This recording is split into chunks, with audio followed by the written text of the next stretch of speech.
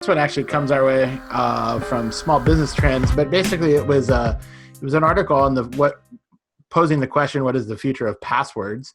And so it goes through a long history of kind of passwords. We won't go through it, but 1960 was the first password.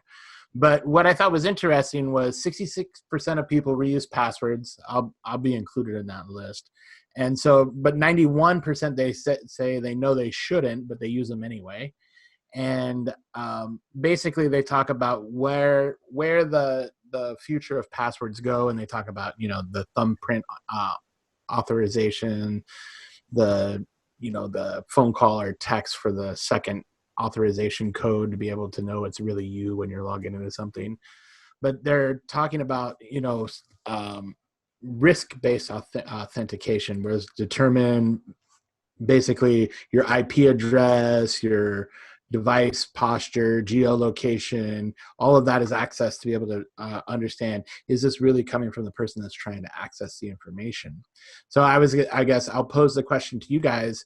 Do you feel like, and I'm sure this is probably an old topic, but having your thumbprint on file somewhere, or your retina scans or something like that used for password authentication, if there's any thoughts of personal privacy invasion, or if you think that maybe all of the fuss over passwords is overblown?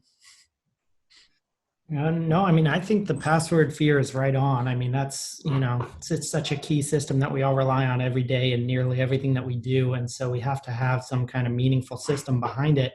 And through my work, I've had a lot of interesting discussions actually on this topic about how to be safest, really, because for example, here's one of the arguments that I've gotten into before, which I think fits into this really well. There's a tool called LastPass, and what it does is it helps you generate random passwords and saves them so that when you go to websites, you can always have unique passwords and always have different different passwords for every site and that kind of a thing. And so I've had people say, well, you should use that because it will enable you to then never reuse your password. But then I've had other people say, well, aren't you then putting all of your eggs in one basket? And so if anything ever happens to LastPass, then your entire system is compromised. And so I think it kind of goes back to something that you said, which it's like, well, it's a risk analysis. It really depends on what specifically you're afraid of. If you use one password on every site and you're just afraid that some website is going to get that leaked, then LastPass becomes the right way to do it because you're just trying to keep them unique, and sooner or later one will get compromised. You're not worried about that source. You're just worried about having strong practices. The other thing I think is interesting is that on the credit card side, that has been the same kind of risk analysis has been in use for a while in trying to determine whether or not charges are fraudulent as they get passed into a credit card. So it creates kind of like a risk score based on the amount, the history, kind of the location. And so I do like the idea of password risk analysis getting built into the process so that, there can be a more meaningful attempt to verify, really. But yeah, I think it's an interesting topic and a lot of different viewpoints to juggle with.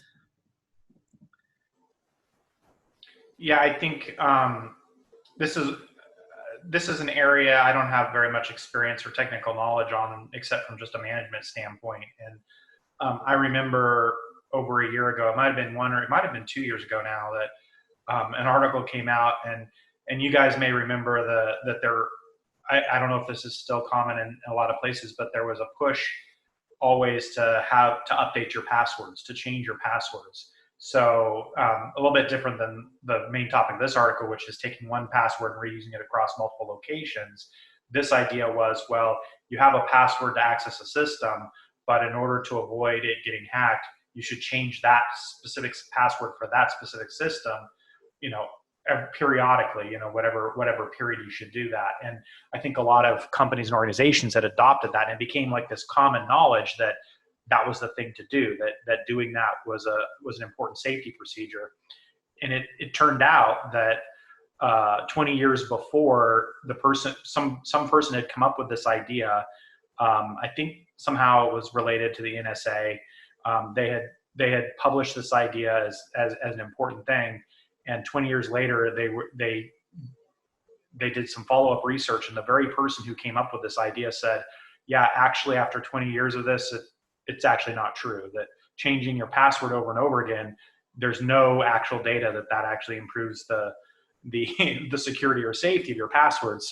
So I mean, like a lot of things, what is uh, revealing about that is that I think what truly makes your password secure or not secure, I think, is one of those evolving things that we don't have a complete scientific understanding of, because it has to do in part with social behavior, right? And we don't have complete understanding of social behaviors either on the side of the people who have the passwords or on the side of the hackers. And so I think the story is still yet to be written as to what truly bears out as the most secure ways to do things. I think we do things as a matter of sounds like a good idea, but there actually isn't a lot of research behind that why doing that is necessary in order to be secure. And I don't mean that against this particular topic, but just in passwords in general. That's what made me think about this. Is it's one of those things. I think that's actually really interesting, because I was just reading a thing the other day that fits kind of the same thing. You know, everybody has switched to two-factor authentication as the way to keep secure, to where it goes through your phone. But that has caused there to be this new practice called SIM hacking, where basically somebody goes into like a T-Mobile store, and they get enough info on you to be able to like go in there and get authenticated through your account.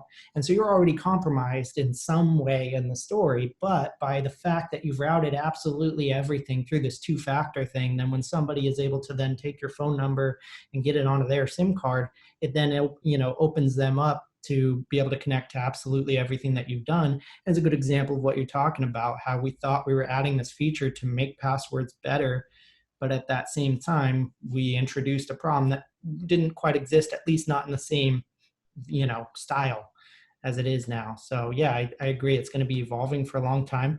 And the biometric thing has always seemed like a good idea, but it's always just like really tripped me out as far as the idea of like, well, if somebody's going to try to get into my personal information and they're willing to do whatever that takes, do I really want my finger or some other body part as far as the thing that stands between me and my the safety of my information or whatever? So I've never been a big fan of that. I don't know what you guys think about that.